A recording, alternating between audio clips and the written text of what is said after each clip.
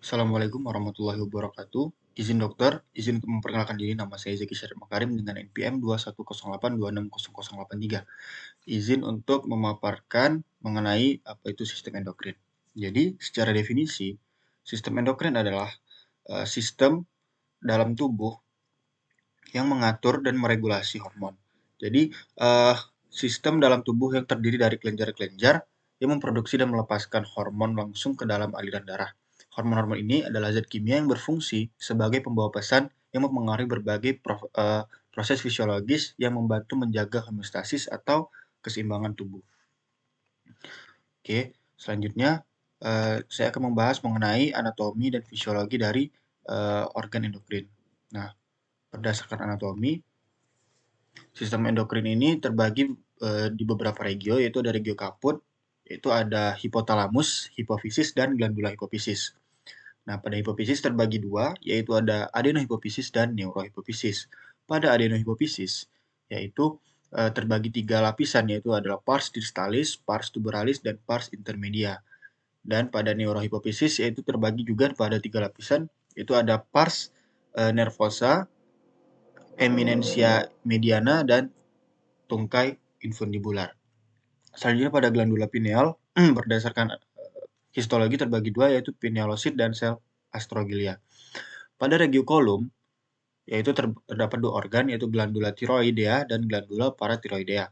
Pada glandula tiroidea itu berdasarkan anatomi terbagi dua, yaitu ada kelenjar tiroid aktif dan kelenjar tiroid inaktif. Sedangkan pada glandula hipertiroidea itu ada sel prinsipal dan sel oksifil. Pada regio toraks itu ada organ timus, dan pada regio abdomen itu ada pankreas dan glandula suprarenalis. Pada pankreas itu biasa terkenal yaitu ada pulau Langerhans. Pada glandula suprarenalis itu terbagi tiga zona berdasarkan histologi, yaitu ada zona glomerulosa, zona fasciculata, dan zona reticularis. Lalu ada regio pelvis, yaitu ada dua organ, itu ada ovarium dan testis. Oke, selanjutnya saya akan membahas mengenai hormon apa saja fungsi hormon dan organ apa saja yang memproduksinya. Jadi, pada hipotalamus itu menghasilkan CRH, GnRH, TRH, GHRH, somatostatin, dan dopamin. Nah, jadi apa itu CRH? CRH itu adalah corticotropin releasing hormone, yang mana CRH merangsang kelenjar hipofisis anterior untuk melepaskan ACTH, kemudian merangsang kelenjar adrenal untuk melepaskan kortisol yang berperan dalam respon tubuh terhadap stres. Lalu ada GnRH atau gonadotropin releasing hormone yang berfungsi untuk merangsang kelenjar hipofisis anterior untuk melepaskan hormon gonad, yaitu LH dan FSH, yang mana hormon ini penting untuk fungsi reproduksi seperti ovulasi pada wanita dan reproduksi sperma pada pria.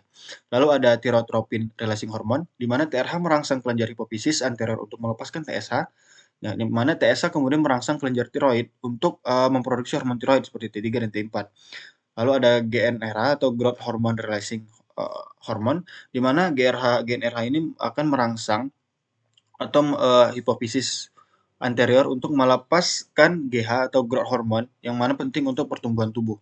Lalu ada somatostatin dan dopamin. Jadi ini fungsinya sama untuk menghambat. Jadi somatostatin ini untuk menghambat sekresi beberapa hormon termasuk GH, TSH, dan hormon gastrointestinal lainnya. Lalu ada dopamin yang berfungsi sebagai neurotransmitter di otak, juga sebagai hormon penghambat di kelenjar hipofisis. Salah satunya fungsi penting adalah penghambat pelepasan prolaktin dan hipofisis anterior. Jadi hormon yang dilepaskan hipotalamus ini adalah hormon-hormon untuk merangsang dan menghambat. Yang mana tadi merangsang itu ada CRH, GnRH, TRH, dan GHRH, sedangkan yang menghambat itu ada somatostatin dan dopamin. Selanjutnya ada anterior pituitary gland. Jadi pituitary gland ini terbagi dua, ada anterior dan posterior. Kita bahas anterior. Anterior itu ada ACTH, LH, FSH, TSH, GH, dan prolaktin. ACTH adalah adenocorticotropin hormone, di mana ACTH merangsang kelenjar adrenal untuk melepaskan hormon kortisol. Kortisol berperan dalam respon tubuh terhadap stres, pengaruh metabolisme glukosa, pengaruh peradangan, dan pengaruh tekanan darah. Lalu ada LH, luteinizing hormone. Pada wanita, LH memicu ovulasi atau pelepasan sel telur dari ovarium dan merangsang produksi progesteron di ovarium. Pada pria, LH merangsang sel-sel Leydig di testis untuk memproduksi testosteron yang penting untuk produksi sperma dan perkembangan karakteristik seksual sekunder. Lalu ada FSH, di mana itu follicle stimulating hormone, Mana pada wanita, FSH merangsang pertumbuhan dan pematangan folikel di ovarium yang mengandung sel-sel telur serta memproduksi estrogen. Pada pria, FSH merangsang reproduksi sperma di dalam tubulus seminiferus di testis. Lalu ada TSH, thyroid stimulating hormone. Yang mana dijelaskan tadi, TSH merangsang kelenjar tiroid yaitu tiroksin dan tirodotroksin atau T3T4. Yang mana hormon ini hormon tiroid yang mengatur metabolisme tubuh termasuk detak jantung, suhu tubuh, dan produksi energi. Lalu ada GH atau growth hormone. GH mempromosikan pertumbuhan tubuh. Dia itu lebih fokus ke pertumbuhan tubuh khususnya pada tulang dan otot serta membantu metabolisme lemak, protein, dan karbohidrat. Dia juga memiliki peran dalam pemeliharaan dan perbaikan jaringan. Lalu ada prolaktin. Prolaktin berperan dalam merangsang produksi ASI pada wanita setelah melahirkan. Selain itu, prolaktin juga berpengaruh pada regulasi fungsi imun, metabolisme, dan reproduksi. Selanjutnya itu ada pada posterior yang menghasilkan dua hormon yaitu vasopresin dan oksitosin. Nah, vasopresin adalah antidiuretik hormon di mana vasopresin mengatur keseimbangan air dalam tubuh dengan mengangkat penyerapan kembali air di ginjal. Hal ini membantu mengurangi volume urin dan mempertahankan tekanan darah. Vasopresin juga menyebabkan penyempitan pembuluh darah yang dapat meningkatkan tekanan darah. Lalu ada oksitosin. Pada wanita, oksitosin memicu kontraksi otot rahim selama persalinan, membantu dalam proses kelahiran. Setelah kelahiran, oksitosin juga merangsang kontraksi kelenjar susu untuk melepaskan ASI selama menyusui. Kemudian ada oksitosin, juga dikenal sebagai hormon cinta, karena peranannya dalam meningkatkan ikatan sosial, perasaan kasih sayang, dan perilaku kepercayaan. Selanjutnya pada adrenal cortex, itu menghasilkan dua hormon, itu ada kortisol dan aldosteron. Kortisol ini adalah hormon yang diproduksi oleh kelenjar adrenal yang berperan penting dalam proses tubuh terhadap stres. Fungsinya meliputi untuk mengatur metabolisme glukosa lemak dan protein, membantu dalam produksi energi, lalu terhadap kekebalan tubuh, juga mengatur tekanan darah dan fungsi kardiovaskular, meningkatkan kadar gula darah dalam proses glucogenesis, dan berperan dalam siklus tidur, bangun, membantu tubuh beradaptasi dengan berbagai stresor fisik dan emosional. Sedangkan aldosteron itu adalah hormon yang juga diproduksi oleh kelenjar adrenal yang berfungsi untuk meningkatkan reabsorpsi natrium di ginjal yang pada gilirannya meningkatkan retensi air. Hal ini membantu menjaga tekanan darah dan volume air, lalu merangsang ekskresi kalium dari tubuh dan melalui urin. Dengan mengatur keseimbangan natrium dan kalium, aldosteron berperan dalam menjaga tekanan darah normal dan fungsi jantung yang sehat. Selanjutnya, itu ada testis yang menghasilkan testosteron.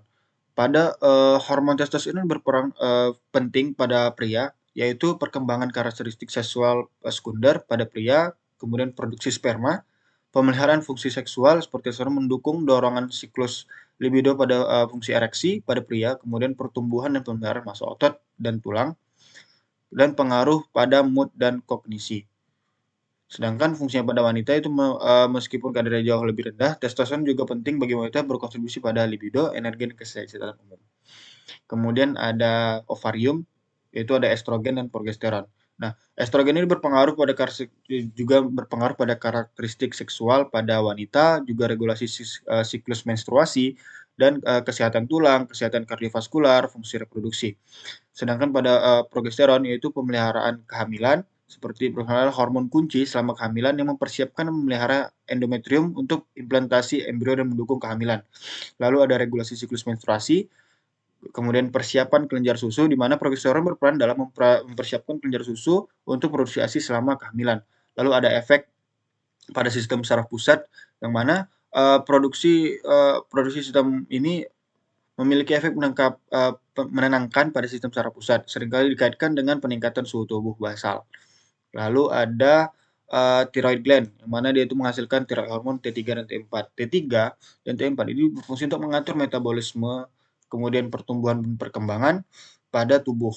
Yang mana T3 dan T4 ini meningkatkan laju metabolisme basal atau BMR, yang berarti mereka mempercepat proses pembakaran kalori di dalam tubuh. Ini mempengaruhi berat badan, suhu tubuh, dan tingkat energi.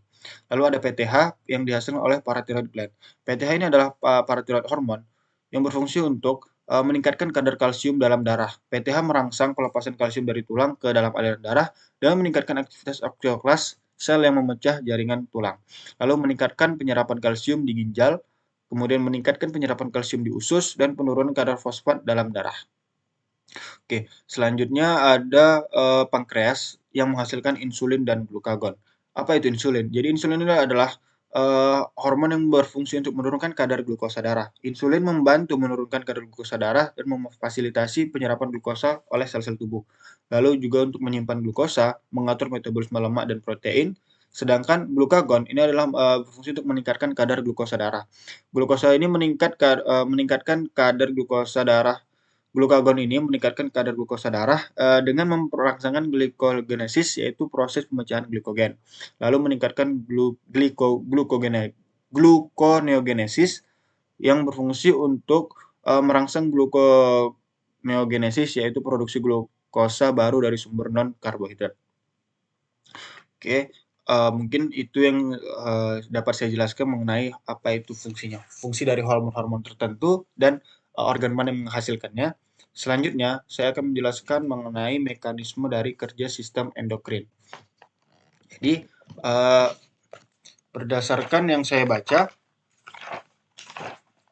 seperti yang saya jelaskan tadi, sistem endokrin ini